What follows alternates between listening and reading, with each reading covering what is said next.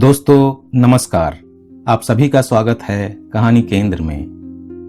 अब सुनिए फणीश्वर नाथ रेणु की लिखी कहानी पंचलाइट। पिछले 15 महीने से दंड जुर्माने के पैसे जमा करके महतो टोली के पंचों ने पेट्रोमैक्स खरीदा है इस बार रामनवमी के मेले में।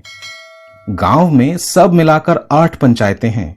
हर एक जाति की अलग अलग सभा चट्टी है। सभी पंचायतों में दरी, जाजिम सतरंगी और पेट्रोमैक्स है।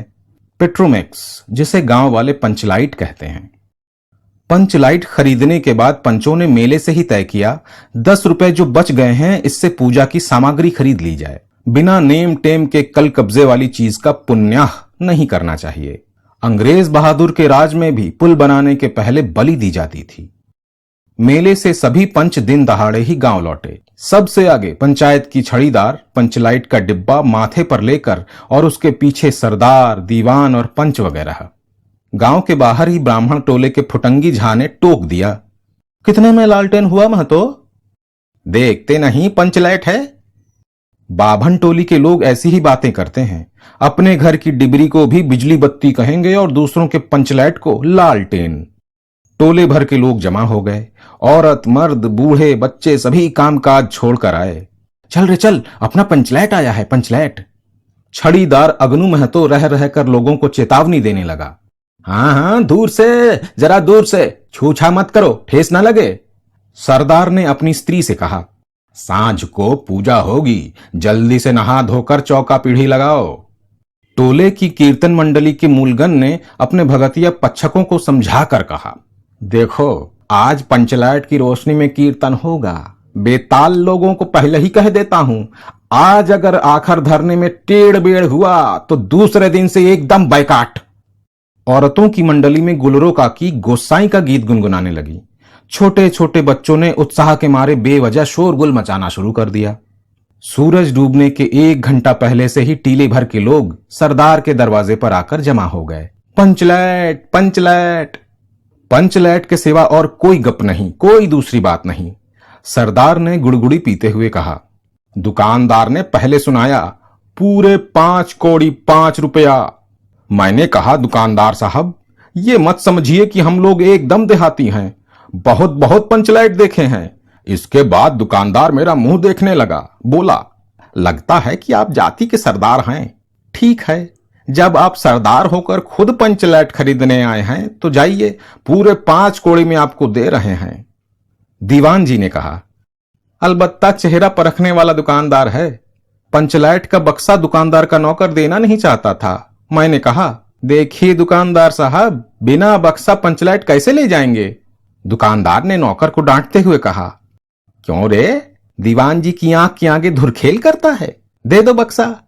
टोले के लोगों ने अपने सरदार और दीवान को श्रद्धा भरी निगाहों से देखा। छड़ीदार ने औरतों की मंडली में सुनाया। रास्ते में सन्न सन्न बोलता था पंचलाइट। लेकिन ऐन मौके पर लेकिन लग गया। रूदल साहबनिये की दुकान से 3 बोतल किरासिन तेल आया और सवाल पैदा हुआ, पंचलाइट को जलाएगा कौन? ये बात पहले किसी के दिमाग में नहीं आई थी। पंचलाइट खरीदने के पहले किसी ने ना सोचा, खरीदने के बाद भी नहीं। अब पूजा की सामग्री चौके पर सजी हुई है। कीर्तनिया ढोल खोल करताल खोल कर बैठे हैं और पंचलाइट पड़ा हुआ है। गांव वालों ने आज तक कोई ऐसी चीज नहीं खरीदी जिसमें जलाने बुझाने का झंझट हो। कहावत है ना, भाई रे गाय लूं तो दूहे कौन, लो मजा। अब इस कल कब्जे वाली चीज को कौन बाले? ये बात नहीं है कि गांव भर में कोई पंचलाइट बालने वाला नहीं। हर एक पंचायत में पंचलाइट है, उसके जलाने वाले जानकार हैं। लेकिन सवाल है कि पहली बार नेम टेम करके, शुभ लाभ करके दूसरी पंचायत के आदमी की मदद से पंचलाइट जलेगा। इससे तो अच्छा है कि पंचलाइट पड़ा रहे। जिंदगी भर ताना बाना कौन सहे? बात बात में दूसरे टोले के लोग कूट करेंगे, तुम लोगों की पंचलाइट पहली बार दूसरे के हाथ से। ना ना ना ना, पंचायत की इज्जत का सवाल है, दूसरे टोले के लोगों से मत कहिए। चारों ओर उदासी छा गई। अंधेरा बढ़ने लगा। किसी ने अपने घर में आज डिबरी भी न जलाई थी। आज पंचलाइट के सामने डिबरी कौन बालता है? सब किरे कराए पर पानी फिर रहा था। सरदार, दीवान और छड़ीदार के मुंह में बोली नहीं। पंचों के चेहरे उतर गए थे। किसी ने दबी हुई आवाज में कहा, कल कब्जे वाली चीज का नखरा बहुत बड़ा होता है।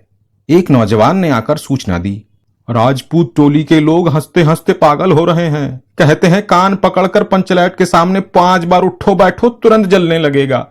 पंचों ने सुनकर मन ही मन कहा, भगवान ने हंसने का मौका दिया है, हंसेंगे नहीं। एक बूढ़े ने आकर खबर दी, रूदल साहब बनिया भारी बतंगड़ आदमी है, वो कह रहा है पंचलैट का पंपू जरा होशियारी से देना। गुलरी काकी की बेटी मुनरी के मुंह में बार बार एक बात आकर मन में लौट जाती है, वो कैसे बाले। वो जानती है कि गोधन पंचलैट बालना जानता है, लेकिन गोधन का हुक्का पानी पंचायत से बंद है। मुनरी की मां ने पंचायत में फरियाद की थी कि गोधन रोज उसकी बेटी को देखकर सलम सलम वाला सलीमा का गीत गाता है, हम तुमसे मोहब्बत करके सलम। पंचों की निगाह पर गोधन बहुत दिन से चढ़ा हुआ था। दूसरे गांव से आकर बसा है गोधन, और अब तक टोले के पंचों को पान सुपारी खाने के लिए भी नहीं कुछ दिया है। परवाह ही नहीं करता। बस पंचों को मौका मिला, 10 रुपया जुर्माना, न देने से हुक्का पानी बंद। आज तक गोधन पंचायत से बाहर है, उससे कैसे कहा जाए, मुनरी उसका नाम कैसे ले। और उधर जाति का पानी उतर रहा है। मुनरी ने चालाकी से अपनी सहेली कनेली के कान में बात डाल दी। कनैली, चिगो, चिध, चिन। कनेली मुस्कुरा कर रह गई। गोधन तो बंद है। मुनरी बोली, तू कह तो सरदार से, गोधन जानता है पंचलैट बालना।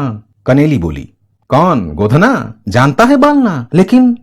सरदार ने दीवान की ओर देखा और दीवान ने पंचों की ओर।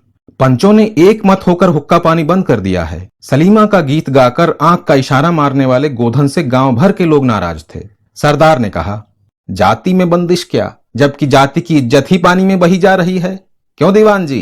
दीवान ने कहा, ठीक है। पंचों ने भी एक स्वर से कहा, ठीक है, गोधन को खोल दिया जाए। सरदार ने छड़ीदार को भेजा। छड़ीदार वापस आकर बोला, गोधन जाने को राजी नहीं हो रहा है, कहता है पंचों की क्या प्रतीत है, कोई कल कब्जा बिगड़ गया तो मुझे ही दंड जुर्माना भरना पड़ेगा। छड़ीदार ने रोनी सूरत बनाकर कहा, किसी तरह गोधन को राजी करवाइए, नहीं तो कल गांव में मुंह दिखाना मुश्किल हो जाएगा। गुलरी काकी बोली, जरा मैं देखूं कह के। गुलरी काकी उठकर गोधन के झोपड़े की ओर गई और गोधन को मना लाई। सभी के चेहरे पर नई आशा की रोशनी चमकी। गोधन चुपचाप पंचलैट में तेल भरने लगा। सरदार की स्त्री ने पूजा की सामग्री के पास चक्कर काटती हुई बिल्ली को भगाया। कीर्तन मंडली का मूलगन मूर्छल के बालों को संवारने लगा। गोधन ने पूछा, स्पिरिट कहां है, बिना स्पिरिट के कैसे जलेगा। लो मजा, अब ये दूसरा बखेड़ा खड़ा हुआ।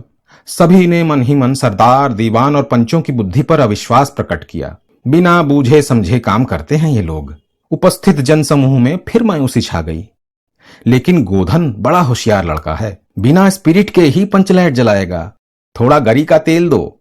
मुनरी दौड़कर गई और एक मलसी गरी का तेल ले आई। गोधन पंचलैट में पंप देने लगा। पंचलैट की रोशनी थैली में धीरे धीरे रोशनी आने लगी। गोधन कभी मुंह से फूंकता, कभी पंचलैट की चाबी घुमाता। थोड़ी देर बाद पंचलैट से सनसनाहट की आवाज निकलने लगी और रोशनी बढ़ने लगी। लोगों के दिल का मैल दूर हो गया। गोधन बड़ा काबिल लड़का है। अंत में पंचलैट की रोशनी से सारी टोली जगमगा उठी तो कीर्तनिया लोगों ने एक स्वर में महावीर स्वामी की जय ध्वनि के साथ कीर्तन शुरू कर दिया। पंचलैट की रोशनी में सभी के मुस्कुराते हुए चेहरे स्पष्ट हो गए। गोधन ने सबका दिल जीत लिया। मुनरी ने हसरत भरी निगाह से गोधन की ओर देखा। आंखें चार हुई और आंखों ही आंखों में बातें हुई। कहा, सुना माफ करना, मेरा क्या कसूर। सरदार ने गोधन को बहुत प्यार से पास बुलाकर कहा, तुमने जाति की इज्जत रखी है, तुम्हारा 7 खून माफ। खूब गाओ सलीमा का गाना। गुलरी काकी बोली, आज रात मेरे घर में खाना गोधन। गोधन ने फिर एक बार मुनरी की ओर देखा। मुनरी की पलकें झुक गईं। कीर्तनिया लोगों ने एक कीर्तन समाप्त कर जय ध्वनि की। जय हो, जय हो। पंचलैट के प्रकाश में पेड़ पौधों का पत्ता पत्ता पुलकित हो रहा था।